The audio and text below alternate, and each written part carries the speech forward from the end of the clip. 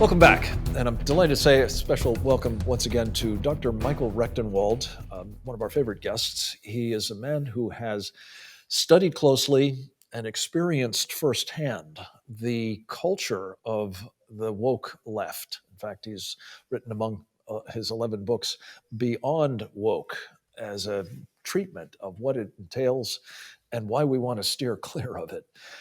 Michael Rectenwald was a professor at the University of New York and has, to his credit, seen the light and rejected the Marxism that he once embraced and has become a very thoughtful, very vocal, and I think very informed critic of what is happening all around us. And Michael, I wanted to turn from sort of the domestic facets of this cultural Marxist march through our institutions and efforts to take down our freedoms to their sort of international counterpart, or if you will, transnational counterpart, or supranational counterpart, um, which was much in evidence last week at the simultaneous meetings in Davos of the World Economic Forum and of the World Health Assembly in Geneva.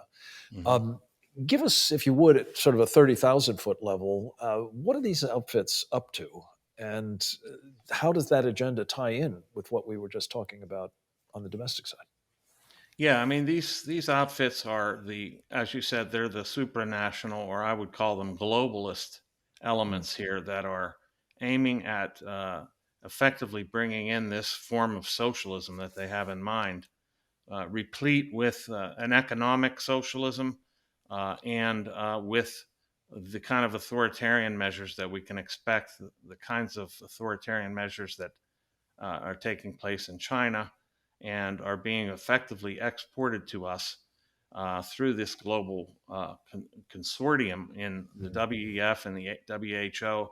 Effectively, these are sovereignty breaching, they are rights abrogating institutions. They're attempting to reset the economy to a new normal of basically reduced consumption and reduced standards of living. And they're doing it vis a vis what I call a woke cartel. They are attempting to make sure that only businesses that are compliant with their woke dictates will receive capital in the stock market or from banks. And so this is kind of like a global resetting of the economic order and the social order to match the kind of system that is basically underway in China. China is the model for this. And I wanted to ask you about that because China has a very different end state, arguably, than what the global capitalist resetters have in mind, namely a world dominated by the Chinese Communist Party, in which they're Right. likely to feature as residents of the Gulag, it seems to me, rather than in a leading role. Yeah. The global capitalists clearly have in mind running things instead. Hmm. They certainly are making common cause against Yeah. us. I would argue so are the Islamists, who have Yeah. yet another end state in mind. But how would you describe the relationship between the capitalists and the Chinese communists, in well, again, an operational level at the moment? Well, I think they're kind of competing socialisms, really. Uh, Mm. the so-called capitalists, I wouldn't even call them capitalists. What they are is corporate socialists. They're attempting to create a corporate state hybrid that basically monopolizes the economy and the government, the state.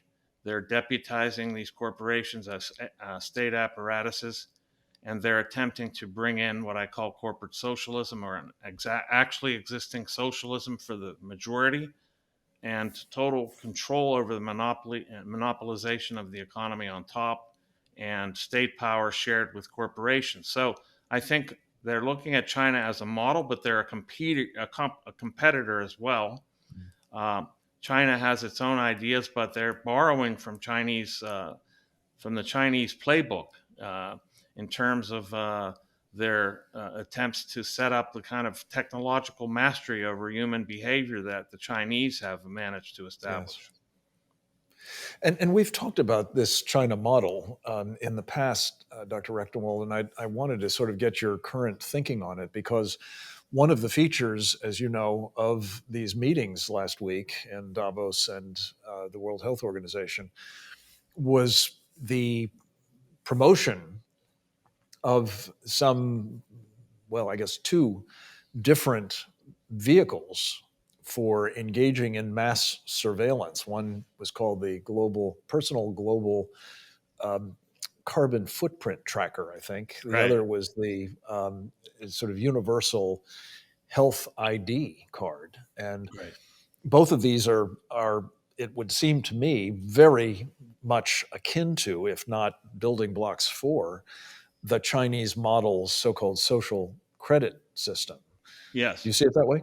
Oh, absolutely. I think they'll be merged, in effect, into a social credit score. So the social credit score will consist of basically a personal ESG score, that is environmental, social, and governance score. Effectively, it's already being applied to corporations, and this will be applied to individuals. That's the carbon footprint element. The carbon allowance will be part of that. And then, of course, the health passport will be part of it as well, the vaccine mandate compliance component and other elements. The governance element will be part of that. That is, how well do you cooperate with the state, and how well do you abide by these woke dictates environmentally and social justice wise. All of that will be part of the social credit score that's being rolled out through these institutions. Yeah. And I guess there's no doubt in your mind that if we go into business with these various vehicles, whether it's called a vaccine passport or footprint tracker or digital health ID, we are essentially putting ourselves on a fast track to losing our freedoms, are we not? We'll be in a totalitarian regime like no other in the past because it will be unmatched for its technological uh, capabilities of tracking, tracing, and basically controlling the population in ways that are hitherto unprecedented. They're unprecedented.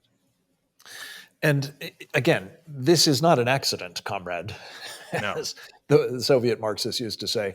This is the design, right? Yeah. And the purpose the Chinese have in mind. And one of the pieces which I know you've given a lot of thought to is it may start out that the World Health Organization or the World Economic Forum generates these projects, these capabilities, Right. but the data will wind up in the hands of the Chinese Communist Party and be exploited by them, manipulated by them, and used to effect control of others around the world. No? Yeah, absolutely. I think there'll probably be data sharing or even data manipulation, data control will not be really held very tightly. That'll be very open to confiscation to hacking and possibly sharing directly Yes. because this is the design is to basically make this global, and that simply means that every state will have the same powers over you, Mm-hmm. including the Chinese Communist Party state. So this would not be exclusive to the West, and it wouldn't be something that you could escape by going to any other country. And that's the Right. object. That is Totalitarians don't like you to get out. yeah, no escape indeed. And I guess that's really to this point that we're looking at this being inexorably advanced by so-called supra nationalist, globalist, whatever you would like to call them, and we've got to resist this now Yeah, I before it mean, this is is the only really too hope late. we have. Yeah, we have to resist this now. And if we succumb to this, we're in deep trouble, Yeah, uh, deeper we're trouble than we're in now. no, and Yeah. I couldn't agree more. And this is why your warnings are so important, Dr. Michael Rectenwald. We're going to talk a little bit more about one other application of all this, and that's in the digital currency realm, central banks and the like, with Kevin Freeman a little later in the program. In the Yes. meantime, I hope you'll stay tuned for a conversation about the persecution of Christians in our, no, sorry, 321. So, in the meantime, I hope you'll stay tuned for a further conversation about what's going on with investing in China with Bill Walton right after this.